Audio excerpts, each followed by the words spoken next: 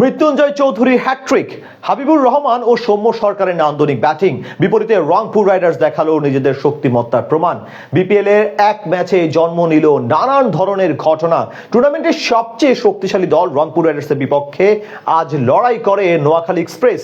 দুই দলের লড়াই শেষে ম্যাচের ফলাফল এবং সব ঘটনা এক করে শুনবো এ প্রতিবেদনে। সবাই যখন ছুটে চলেছে একের পর এক জয়ের দিকে, তখন নোয়াখালী এক্সপ্রেস ছুটে চলেছে তার উল্টো পথে। 6 ম্যাচের সবকটিতে হেরে ইতিমধ্যে টুর্নামেন্ট থেকে এক প্রকার বাদ পড়ে গিয়েছে ফ্র্যাঞ্চাইজিটি। আজ তাদের প্রতিপক্ষ ছিল আসরের সবচেয়ে শক্তিশালী দল রংপুর রাইডার্স। তাদের বিপক্ষে এদিন টসে হেরে আগে ব্যাট করতে নেমে অবশ্য শুরুটা ভালোই করেছিলেন নোয়াখালী এক্সপ্রেসের ওপেনার সৌম্য সরকার ও শাহাদাত হোসেন দীপু। ইনিংসের প্রথম ওভারে জোড়া বাউন্ডারি মারেন দীপু, পরের ওভারে 2-4 হাঁকান সৌম্য সরকার। তবে সেই ধারা বেশিক্ষণ অব্যাহত রাখতে পারেননি তারা। তৃতীয় ওভারে আক্রমণে এসে নিজের প্রথম বলেই শাহাদাত হোসেন দীপুর উইকেট তুলে নেন মোস্তাফিজুর রহমান। এই তরুণ বিদায় নেন 8 বলে 14 রান করে।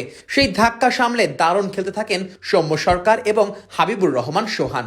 মৃত্যুঞ্জয় চৌধুরীর করা ইনিংসের ষষ্ঠ ওভারে 2-4 ও 2 ছক্কার সাহায্যে 21 রান আনেন এই দুজন। পাওয়ার প্লেতে 1 উইকেট হারিয়ে 66 রান তোলে নোয়াখালী এক্সপ্রেস। অষ্টম ওভারে রংপুরকে ব্রেক থ্রু এনে দেন পাকিস্তানি স্পিনার সুফিয়ান মুকিম। তার বলে 16 বলে 30 রান করে আউট হন হাবিবুর রহমান সোহান। খানিক পরে সৌম্য সরকারের উইকেট তুলে নেন অলরাউন্ডার খুশদিল শাহ, আর পরের বলে মোহাম্মদ নাবিকে ফেরান রানের খাতা খোলার আগেই। এতে নতুন করে বিপদে পড়ে যায় নোয়াখালী এক্সপ্রেস। আজ বেশিক্ষণ ক্রিজে টিকতে পারেননি অধিনায়ক হায়দার আলী।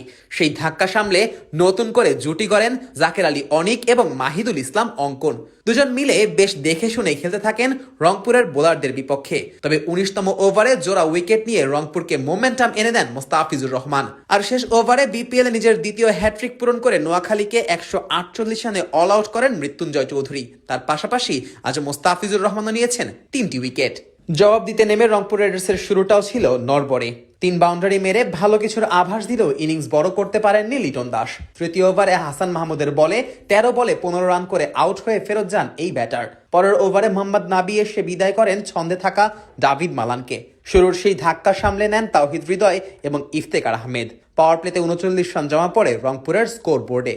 হৃদয় কিছুটা ধীর গতিতে হলেও চালিয়ে খেলতে থাকেন ইফতেখার। সিঙ্গেল ডাবলের পাশাপাশি মাঝে মধ্যে বাউন্ডারি হাঁকিয়ে রানের চাকা সচল রাখেন তারা। শেষ 10 ওভারে 77 রান প্রয়োজন ছিল রংপুরের। 13তম ওভারে নোয়াখালীকে কাঙ্ক্ষিত ব্রেক থ্রু এনে দেন জাহির খান। তার স্পিনে কাটা পরে বিদায় নেন 31 বলে 37 রান করা ইফতেখার আহমেদ। আজ বেশি দূর এগোতে পারেননি অভিজ্ঞ মাহমুদুল্লাহ রিয়াদ। 8 বলে মাত্র 9 রান করে আউট হন তিনি। 16তম ওভারে 28 বলে 29 রান করা হৃদয়কে বিদায় করে ম্যাচের মোড় আরও ঘুরিয়ে দেন জাহির। সেই ধাক্কা আর সামলে উঠতে পারেনি রংপুর রাইডার্স। খুশদিল শাহ একা লড়াই চালালেও 20তম ওভারে বোলিং নৈপুণ্য দেখিয়ে নোয়াখালীকে প্রথম জয় এনে দেন হাসান মাহমুদ।